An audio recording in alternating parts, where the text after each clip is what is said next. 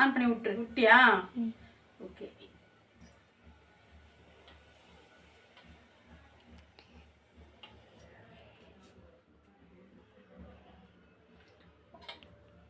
நான் இப்போ கார சட்னி செய்ய போகிறேன். அதுக்கு தேவையான கொஞ்சோண்டு எண்ணெய் போட்டால் போதும்.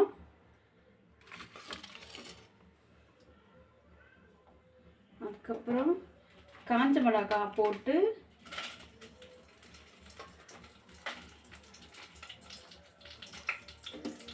வறுத்து எடுத்துக்கலாம்.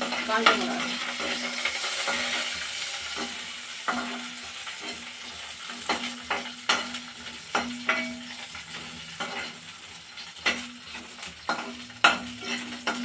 நான் உங்கள் சங்கீதா பேசுகிறேன். இது எனக்கு எங்கள் அம்மா சொல்லி கொடுத்தாங்க. அதை இப்போ நான் பண்ண போகிறேன். காஞ்ச மிளகாய் வதங்கினதுமே வெங்காயம் சேர்த்துக்கலாம்.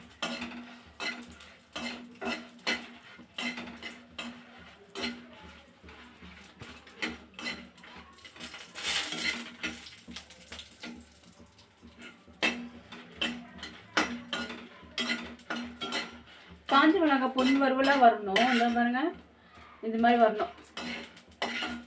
இந்த மாதிரி வந்ததுக்கப்புறம் இங்கே பாருங்க, இப்படி வரணும். இப்படி வந்தவுடனே நம்ம கட் பண்ணி வச்ச வெங்காயம் பூண்டு சேர்த்துக்கலாம். நம்ம கட் பண்ணி வச்ச பூண்டு இதில் சேர்த்துக்கலாம்.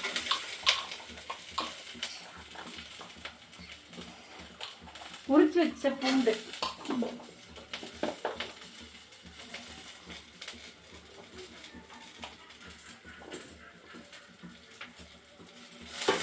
பூண்டு அதே மாதிரி நல்லா வறுக்கணும். பொன் வறுவலாக வரணும். அதே மாதிரி நல்லா வதக்கிக்கணும். பூண்டு வதக்கிட்டோமா? இப்போ வந்து நறுக்குன வச்ச வெங்காயத்தை போட்டு